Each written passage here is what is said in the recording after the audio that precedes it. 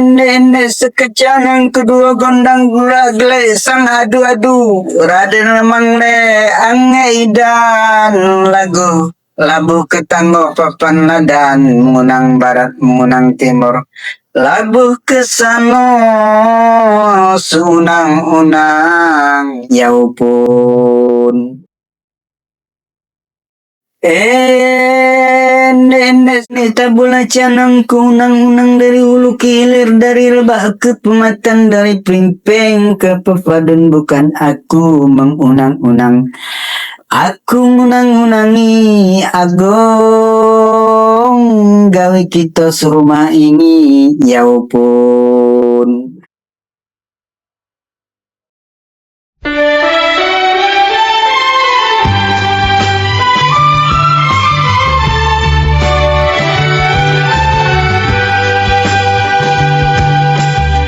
Sejak masa Sriwijaya, Kesultanan Palembang Darussalam, hingga masa kolonial, Sungai Komering telah menjadi jalur penting yang menghubungkan berbagai wilayah di Sumatera Selatan.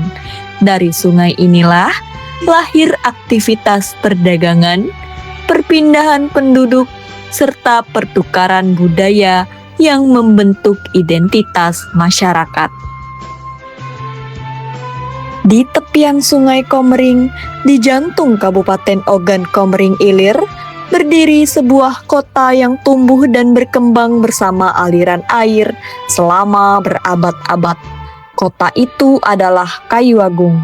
Bagi masyarakatnya, sungai bukan sekadar bentang alam, melainkan urat nadi kehidupan yang menghubungkan manusia, perdagangan, dan budaya dalam satu kesatuan yang tak terpisahkan. Kalau kita perhatikan ya, sesuai dengan letak geografis kerajaan-kerajaan kuno lah yang bisa kita katakan, maka umumnya mereka yang memiliki sungai-sungai besar, pusat-pusat pemerintahan itu lebih masuk ke dalam. Itu sudah menjadi pandangan umum baik di Sumatera, di Kalimantan juga seperti itu. Jadi kaitannya dengan Sungai Musi yang merupakan induk dari 9 sungai yang ada di Sumatera Selatan yang dikenal dengan nama Batanghari 9, tentunya ini punya posisi yang sangat strategis.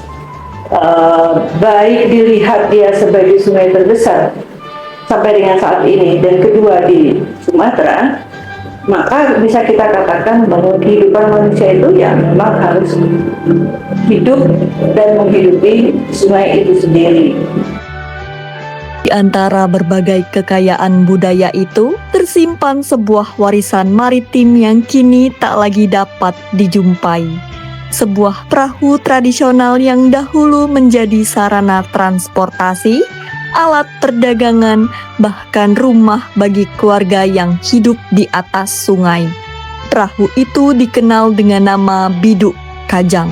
Ya, pertama alat transportasi di Sumatera Selatan, atau lebih tepatnya di masa itu baik di masa Kesultanan Palembang maupun di masa Presidenan Palembang, rata-rata secara kondisi alam dan geografis Sumatera Selatan adalah wilayah perairan dengan 9 buah sungai besar yang menghubungkan antara wilayah hiliran dan wilayah huluan, sehingga alat transportasi utama yang ada di kita pada waktu itu adalah alat transportasi air. Salah satu alat transportasi air ini adalah perahu dan juga termasuk Biduk Kajang. Secara etimologi ya, Kajang ini berasal dari bahasa Melayu kuno, artinya tempat bernaung atau tempat berlindung ya.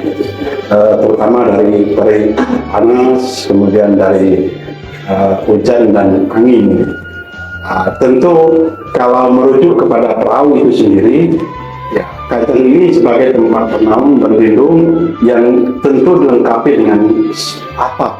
Yang jelas, karena sungai-sungai di Sumatera Selatan itu umumnya besar dan dalam, dan sarana transportasi sampai awal 80-an itu adalah sungai, maka otomatis dalam jangka waktu yang panjang, jarak tempuh yang sangat panjang juga, pastinya mereka siang dan malam ada di perahu, ya kan, ada di sungai. Otomatis secara naluriah manusia pasti akan menutupi dirinya.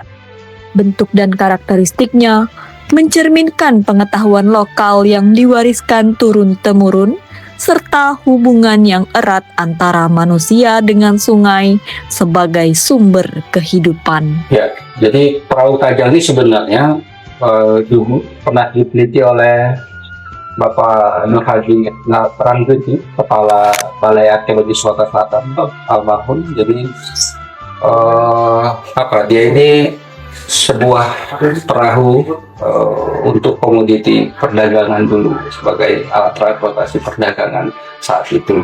Beberapa orang arkeolog termasuk Nur Hadi Pranggriti meyakini ruas-ruas perahu yang ditemukan baik itu di pantai timur maupun di sungai utama Ogan dan sungai Komering menandakan sebetulnya sudah ada relasi di masa lampau penggunaan perahu kajang pada waktu itu. Nah, menariknya kemudian pendapat Pak Nur Hadi Pranggriti ini juga didukung oleh orang sejarawan, ya. Pertama, orang-orang Belanda pada waktu itu menafsirkan bahwa penggunaan perahu kajang itu sebetulnya jejak masa lampau yang terus berkesinambungan dari masa ke masa, mulai dari sebetulnya masa Sriwijaya, kemudian masa Kesultanan Palembang, sampai ke masa kolonial. Bagi masyarakat Kayu Agung, biduk kajang bukan sekadar sarana transportasi, melainkan simbol kearifan leluhur yang tumbuh dari budaya sungai.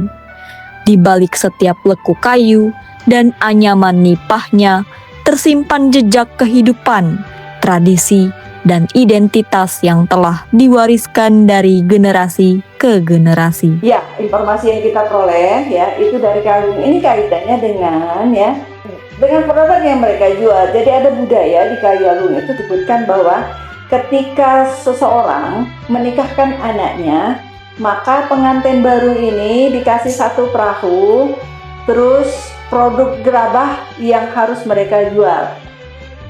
Jadi misalkan dulu nih, misal kita kasih modal segala macam, untuk perempuan Kayu Agung ini bawa perabotan.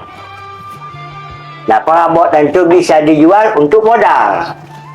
Untuk kita keberangkatan dari Kayu Agung sampai Mantau, bawa khas Kayu Agung.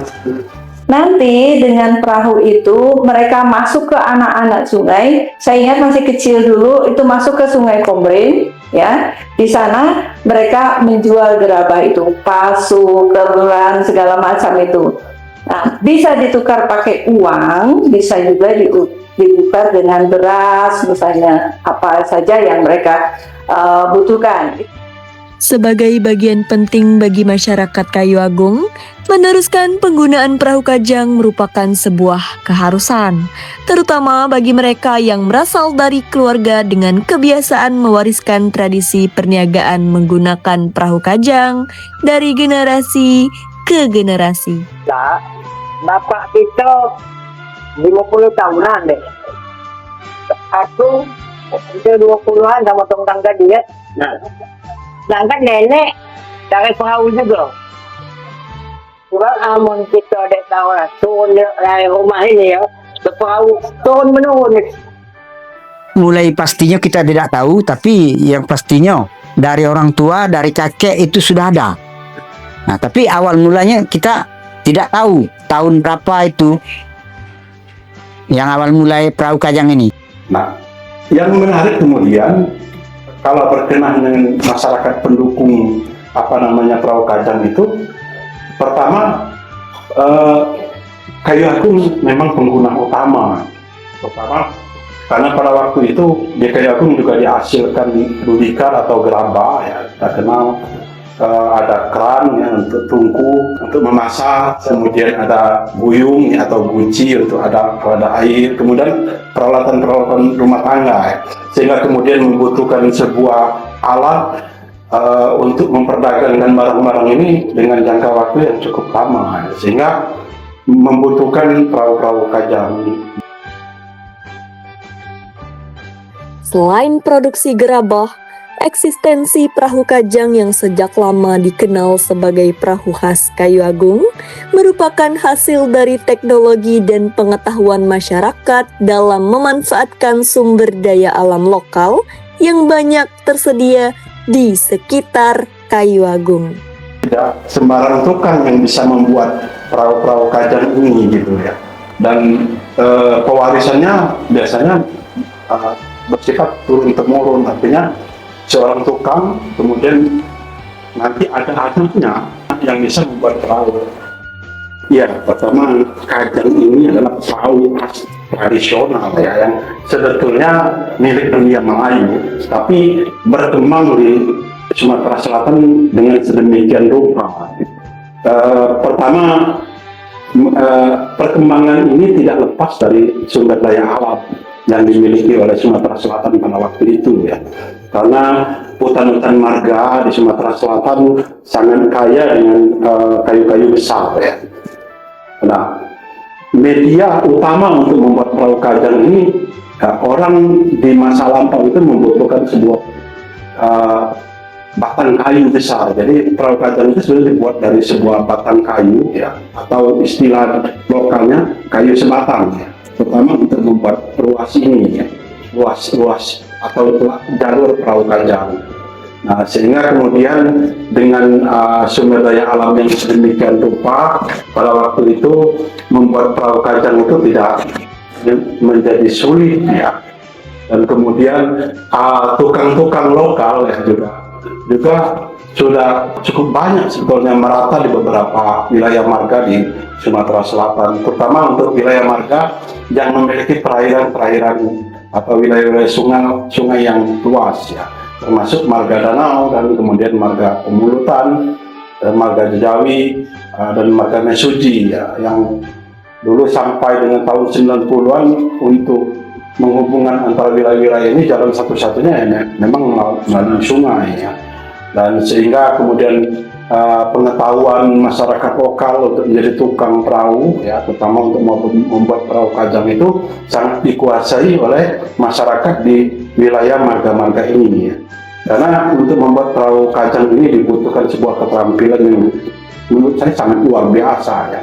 Dan ini menjadi sebuah warisan sebetulnya atau heritage yang mestinya tetap harus ada di wilayah Sumatera Selatan, atau paling tidak di wilayah Kayu Agung yang kemudian menjadikan perahu kajang ini sebagai sebuah simbol.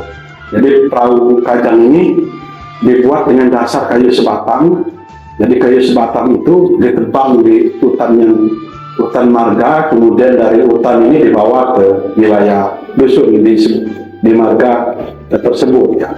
Sehingga kemudian di dusun ini orang untuk membuat perahu kajang itu dengan mengolah kayu sebatang ini dulu ya.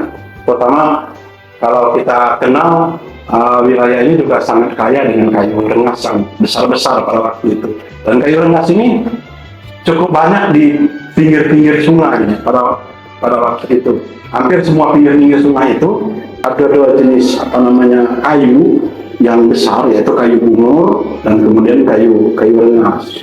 Nah, untuk membuat perahu itu sebetulnya ada banyak kayu yang bisa digunakan, tapi yang paling terbaik untuk membuat kayu itu memang kayu rengas. Karena kayu rengas ini pertama mudah diolah, ya. Artinya mudah dibentuk, ya. Dan kemudian ringan kalau digunakan di air, sehingga kemudian kayu batang rengas itu yang dibawa ke dusun, diolah dengan dibuat lubang terlebih dahulu, jadi dilubangin untuk dibuat sebuah jalur atau ruas ya. Nah, kalau di istilah lokalnya dibuat mato kukuh ya, jadi dibuat semacam sebuah mato kukuh, dilubangi dengan patah kemudian pahat, dan juga semacam cangkul ya, cangkul kecil ya, dibuat lubang. Setelah dibuat lubang, batang kayu ini kemudian dilayur, jadi semacam dipanaskan di api gitu, sehingga kayu rengas ini kemudian mengembang, mudah untuk dibuat semacam galang di perahu tersebut atau di ruas perahu itu. Nah, setelah dipasang galang, baru kemudian diadakan penempulan. Jadi kalau ada bagian-bagian bocor dari kayu itu didempul. Dempul itu dibuat sendiri biasanya oleh tukang kayu ya. Diambil dari getah damar, kemudian diolah, dipanaskan, diolah sedemikian rupa sehingga kemudian menjadi dempul yang bisa menampal dari perahu. Setelah berbentuk perahu, dasar perahu, lalu kemudian ditinggikan, ditambah dengan bila-bila kayu yang pada waktu itu semuanya dibuat secara manual, ditata, kemudian dipahat secara manual, sehingga perahu kajang ini bisa lebih tinggi dibandingkan dengan perahu jalur biasa. Nah, setelah lebih tinggi, lalu kemudian dibuat atap. Jadi atap itu menariknya perahu kajang Sumatera Selatan itu memang diambil dari daun nipah.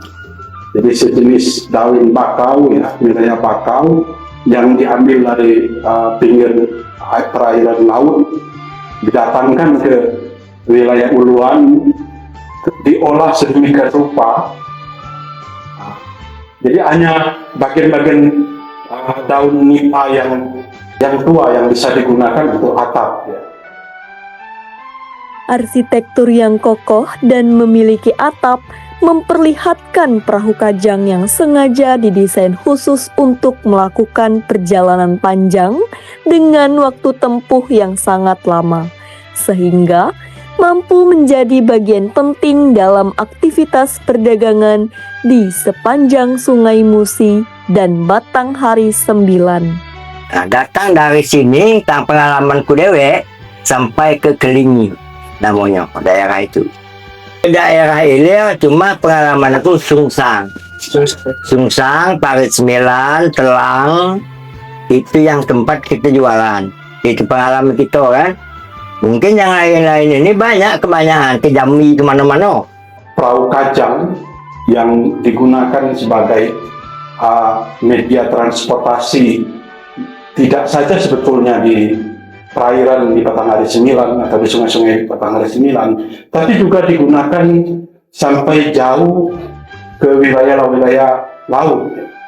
Perahu kajang ini itu juga digunakan untuk pelayaran dan perdagangan sampai ke wilayah Singapura, Malaysia, dan beberapa wilayah Vietnam. Di berbagai daerah lain, perahu kajang memiliki bentuk dan fungsi yang berbeda sesuai kebutuhan masyarakatnya. Kajang kayu agung memiliki kekhasan tersendiri karena berkembang sebagai bagian dari ruang aktivitas kehidupan di atas sungai.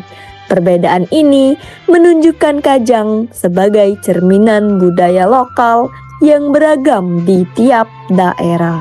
Jadi yang menarik kemudian sebetulnya penggunaan perahu kajang itu bukan saja di wilayah Palembang, tapi juga di wilayah-wilayah berbasis perairan yang ada di dunia Melayu, terutama di wilayah Jambi. Kita kenal kalau di Jambi disebut sebagai kajang lepo. Kemudian juga ada wilayah-wilayah Riau. Tetapi yang sebetulnya bertahan paling terakhir ya tentu adalah di Sumatera Selatan. Pauling Among kayu agung dari tengah ini sampai ke depan. Tanya, dia cetak dia. Cetak. Untuk kemudi belakang kan, kita kayu agung depan kiri.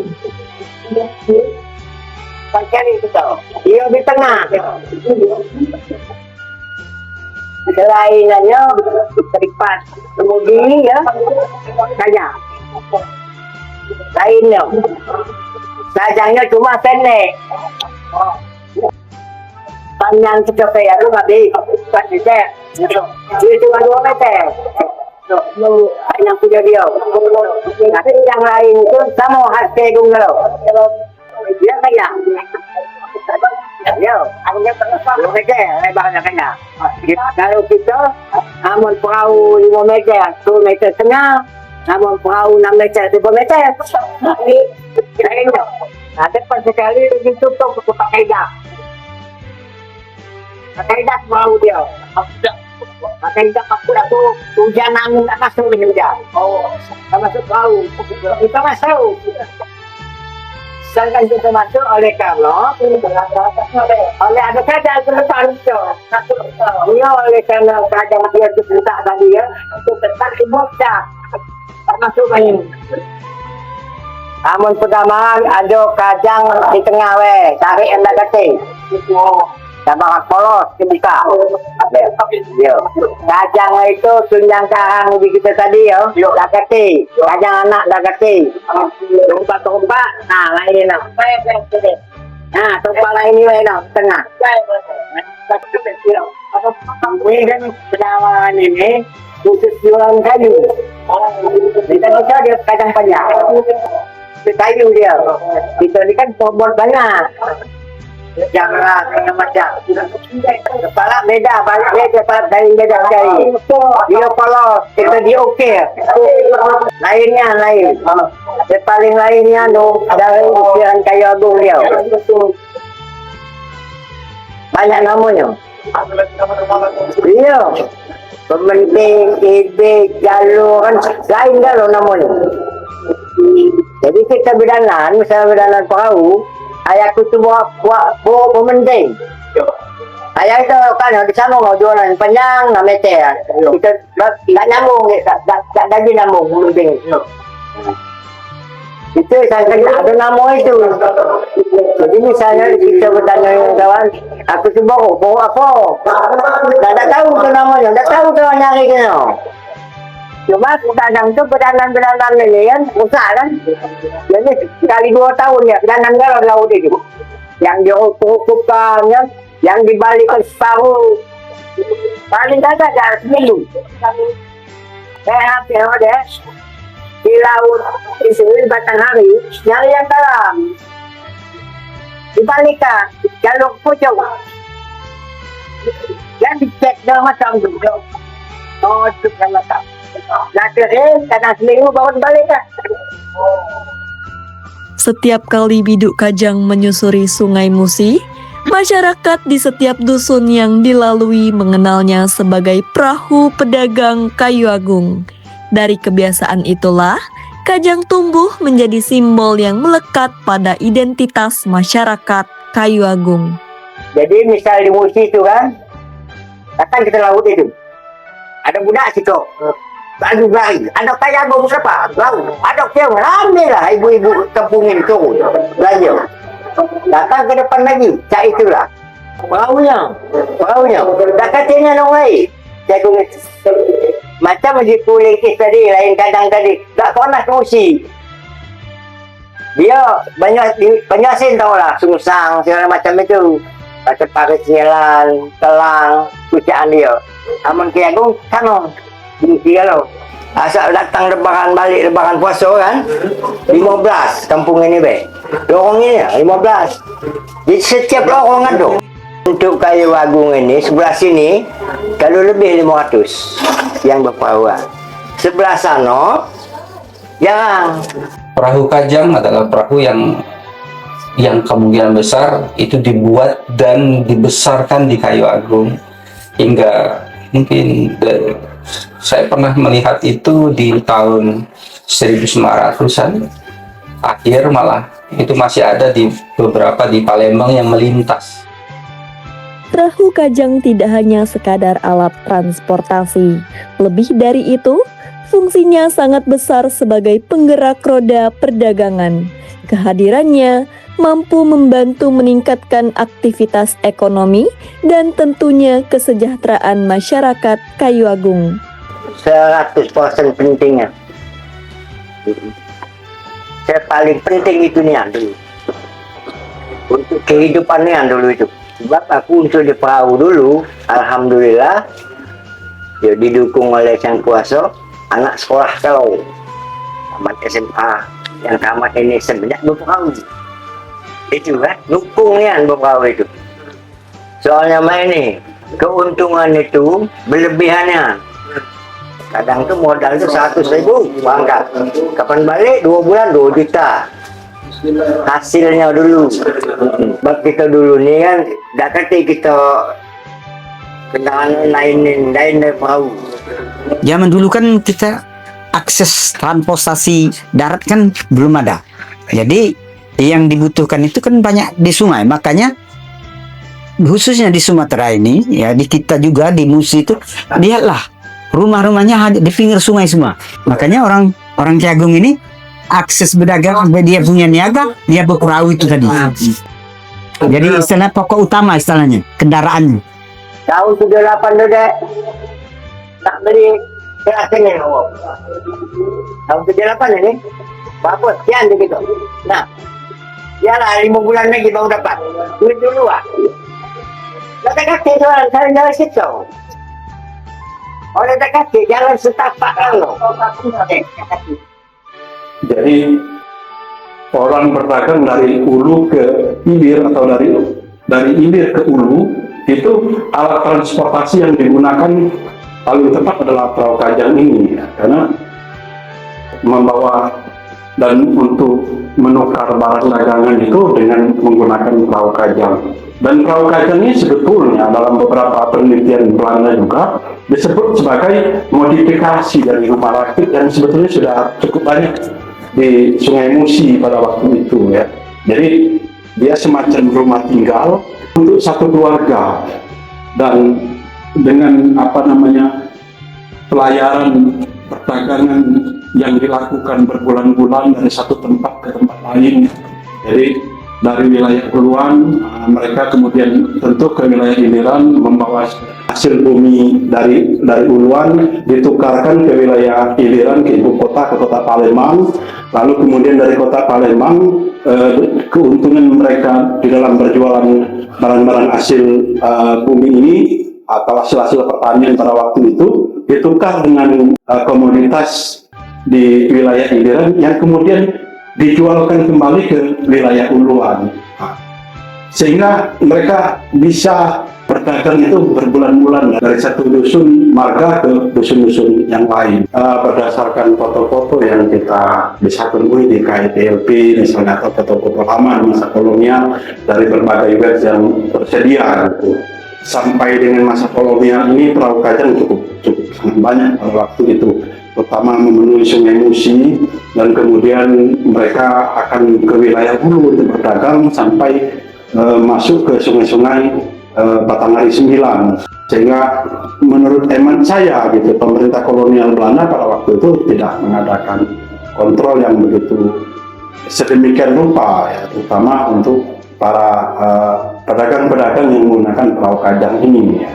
Bahkan ini sebetulnya sangat mendukung, dalam arti kata mendukung ekonomi Palembang sebagai sebuah pusat perdagangan dan bukan sebuah wilayah produksi. Jadi produksi itu ada di wilayah-wilayah huluan yang kemudian diangkut ke ibu kota, ke Palembang pada waktu itu menggunakan perahu-perahu kajang ini. Jadi saling menguntungkan, orang-orang dari hulu membawa barang dagangan ke wilayah Palembang pada waktu itu sudah dikuasai oleh pemerintah kolonial Belanda. Kemudian mereka membeli barang-barang yang dibawa atau diperdagangkan di pasar 16 Kilir pada waktu itu sudah mulai ramai di masa kolonial, terutama barang-barang sembako, ya, untuk kemudian diperjualbelikan lagi ke wilayah hulu, terutama di toko-toko kelontong pada waktu itu.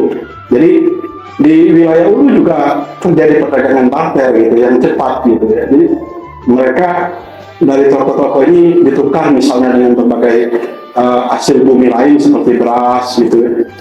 Kemudian beras-beras ini diperdagangkan di sepanjang wilayah-wilayah hulu yang mereka singgahi, ya. Sehingga pedagang-pedagang ini dalam waktu relatif lama biasanya mereka akan mendapat keuntungan yang besar dari sistem perdagangan seperti ini. Jadi dalam waktu berdagang berbulan-bulan ini, bahkan ada yang sampai setahun misalnya, ya, para pedagang-pedagang ini mendapat keuntungan yang besar itu ketika mereka tiba di kampungnya setelah merantau cukup lama ini. Bahkan mereka bisa membuat sebuah rumah gitu pada waktu itu, ya.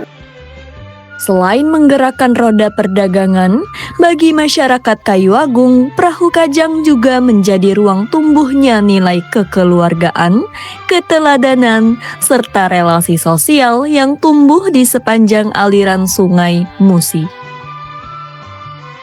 Kalau dulu kan kehidupan itu kan orang Kayu Agung ini kan untuk mandiri tadi. Setelah kita ini dia kan perahu ini kan disitulah napas kehidupannya. Istilahnya untuk satu mandiri ya kalau kita sudah berkeluarga, dan juga itu untuk apa usaha tadi. Macam-macam itu usahanya banyak itu. Selain dari itu istilahnya berniaga lah tadi. Nah, karena tadi seorang Ki Agung itu dia akan niaga. Nah, kira-kira seminggu kadang tuh untuk berlabuh di 35 miliar. Kita nunggu kalau ada dapat kawan tadi. Soalnya dia ni Aisyah tu dah lemak. Oh, kita ajak lah. Oh, dia pengantin baru. Tadi dia di bimbingnya sampai ke Musi. Nah, kedua kalinya kita berangkat dah lagi Melo. Soalnya di desa-desa lah tak banyak kenal. Aku mendak salah dari mulai apa namanya jembatan Musi 2 sampai ke Sekayu. 38 bapak angkat. Jadi waktu kita tahu balik ke dusun, diajak ini. Bapak angkat tadi diajak. Pak, kita ke rumah aku. Ya banyak hal kan kalau kita lihat masalah Perahu Kajang itu perjuangan gitu ya. Satu, itu nggak bisa sendiri, pasti adanya namanya kebersamaan kayak gitu, menghargai alam, memanfaatkan alam seperti itu. Banyak hal, ekonomi pasti menunjang ekonomi.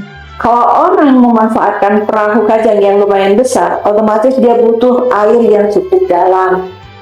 Kalau airnya tidak dalam, dia tidak jalan, otomatis mereka akan menjaga alam.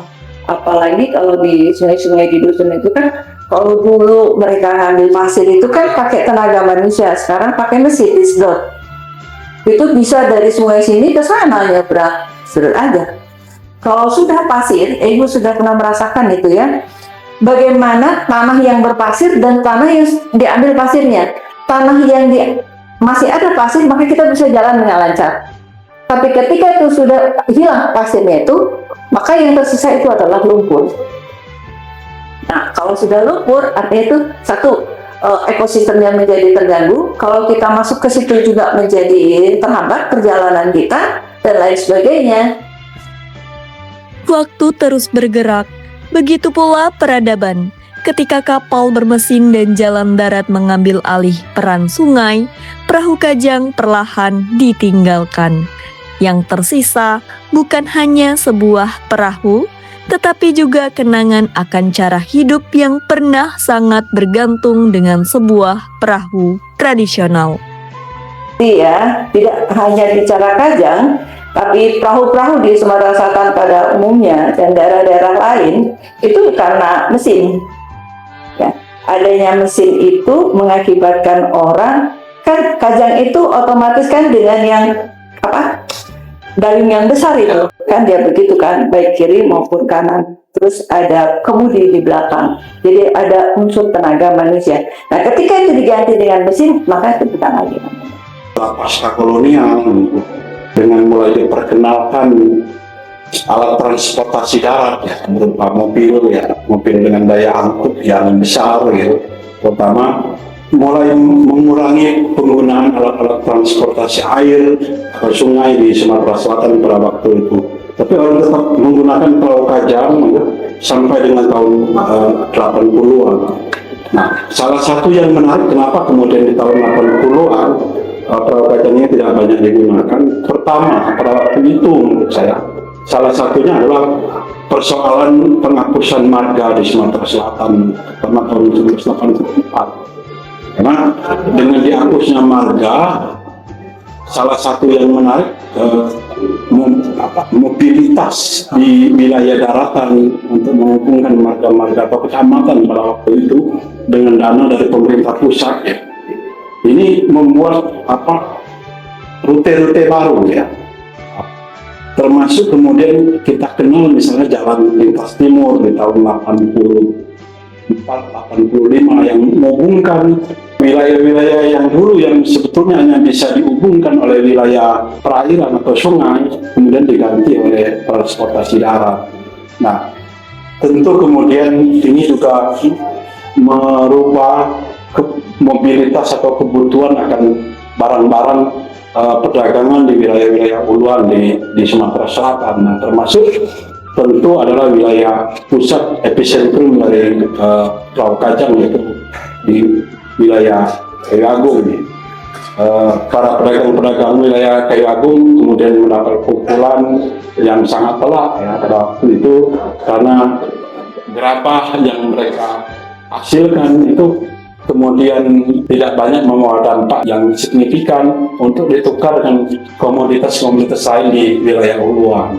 Nah, sehingga kemudian perlahan namun pasti sekitar tahun 90-an pesanan untuk perahu kajang itu mulai berkurang, bahkan kemudian betul-betul hilang ya, terutama di wilayah Marga Danau yang seperti saya ketahui.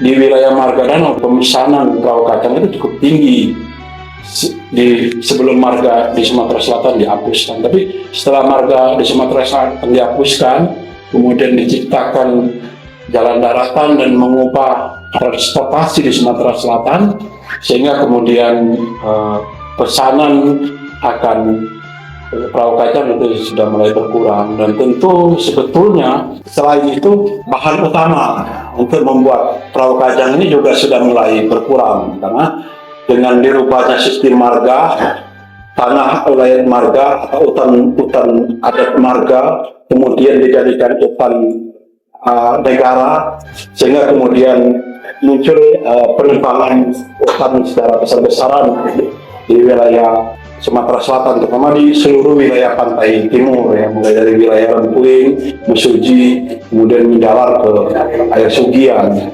sehingga kayu-kayu besar yang berusia ratusan bahkan ribuan tahun di Sumatera Selatan, termasuk kayu rengas ya, pada waktu itu banyak yang ditebang kemudian dijadikan kayu-kayu balok ya, untuk dibikin papan dan menjadikan wilayah marga di Sumatera Selatan memiliki hutan adat marga ini betul-betul kehilangan kayu sebagai bahan untuk membuat perahu kajang.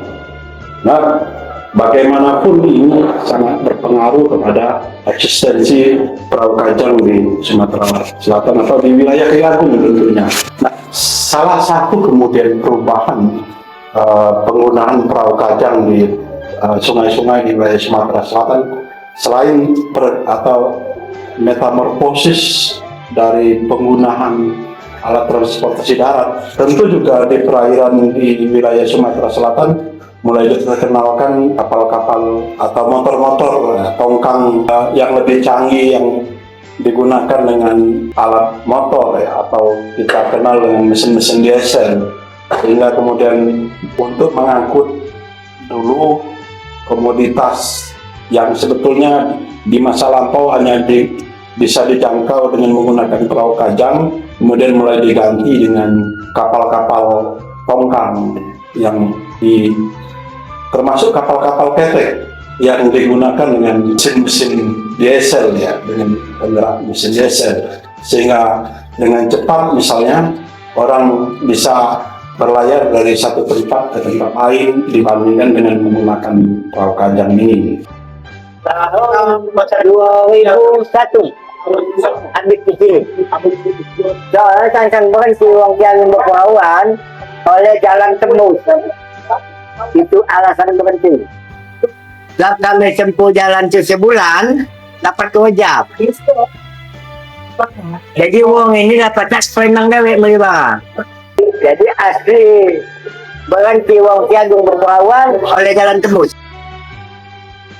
Perahu kajang mungkin tak lagi menjadi bagian dari kehidupan sehari-hari. Namun, nilai yang diwariskannya harus tetap hidup melalui sejarah, memori kolektif, dan kerjasama seluruh elemen masyarakat. Warisan ini dapat terus dijaga agar tetap dikenang dan diwariskan kepada generasi mendatang. Yang paling utama yang dilakukan oleh pemerintah adalah ditetapkannya Perda nomor 1 tahun 2024 tentang ikon Biduk Kajang pada Tugu Selamat Datang di Kabupaten Ogan Komering Ilir. Itu merupakan salah satu upaya bagaimana pemerintah mengenalkan Biduk Kajang sebagai bagian dari kesejarahan Ogan Komering Ilir. Dan nanti kita harapkan bahwa dengan adanya Perda ini, Biduk Kajang akan menjadi simbol ataupun akan menjadi identitas dari Ogan Komering Ilir. Kayak kayu agung kan bagian depannya dia mempunyai kayak bermotif hulu pedang yang bisa dari flora. Jadi kalau misalnya koki dalam hal ini kayu agung bisa menetapkan proses pembuatan perahu kajang. Kalau perahu kajangnya kan sudah nggak ada, kalau untuk CP-nya dia nggak masuk. Tetapi kalau untuk bagian pengetahuan tradisional terkait dengan pembuatan perahu kajang, nah itu bisa dimasukkan ke WBTP. Kalau saya sih sangat mendukung ketika Kayu Agung ingin WBTP kan pengetahuan orang-orang terkait dengan perahu kajang. Bila perlu nanti dibuatkan replika lah, dihidupkan kembali, misalnya bisa dimulailah dari situ, mungkin di Pemda Kayu Agung membuat semacam kita ada festival kajang nih tiap tahun, ya itu untuk membumikan kajang di Kayu Agung. Sebelum itu yang narasumbernya habis, ya, yang dia biasa tahu di dalamnya itu sebelum itu kalau bisa perahu kajang itu kita bikinkan museum untuk asli lagi, dan juga untuk kita anak cucu kita, berarti ini moyang Kayu Agung dulu ini hidupnya di situ, hidup di atas air. Kalau bisa itu masalah perahu kajang ini kita kembangkan lagi, itu menjadi warisan budaya. Harusnya itu tetap dilestarikan, dibuat event-event ya, sehingga tetap ada di masyarakat itu. Menurut saya perlu ada sebuah bentuk fisik, artinya menghidupkan kembali perahu-perahu kajang itu betul-betul di atas sungai. Nah tentunya menurut saya ini bisa digalang oleh anak-anak muda dari wilayah Kayu Agung ya, atau wilayah OPI ya, untuk merevitalisasi penggunaan perahu kajang. Tetapi tidak lagi seperti di masa lampau, artinya sebagai alat transportasi untuk berdagang di atas air ya. Tapi menariknya kemudian bisa ditarik sebagai media wisata air yang bisa dikembangkan di wilayah Kayu Agung dan hampir seluruh wilayah OKI. Untuk generasi muda, bahwa jangan pernah sesekali melupakan apa yang menjadi identitas kalian, karena berakar dari sejarah kita bisa mengenal seperti apa masa lalu pendahulu-pendahulu kita menjadikan Ogan Komering Ilir seperti ini, dan bagaimana kita bisa memaknai Biduk Kajang sebagai salah satu alat transportasi yang menghantarkan gerabah-gerabah Kayu Agung, mengantarkan budaya Kayu Agung ke dunia luar. Seperti itu juga generasi muda, bagaimana kita menjadikan budaya sebagai salah satu modal awal bagaimana kita mengenalkan Kayu Agung ke dunia luar, bukan hanya dari sisi-sisi negatif lainnya. Biduk Kajang tetap hidup sebagai identitas budaya masyarakat Kayu Agung dan menjadi saksi bisu perjalanan panjang tradisi maritim Sumatera Selatan. Melalui jejak-jejak yang masih tersisa, tersimpan kisah tentang ketekunan, kecerdasan, dan kearifan para leluhur dalam menaklukkan arus sungai yang telah membentuk peradaban mereka selama berabad-abad. Kini Biduk Kajang telah berhenti berlayar, namun kisahnya tidak boleh tenggelam. Menghidupkannya kembali berarti menguatkan sejarah, merawat ingatan bersama, dan membangun kerjasama agar warisan ini terus mengalir dari satu generasi ke generasi berikutnya. Layaknya Biduk Kajang dahulu, menyusuri musi hingga petang dan hilang.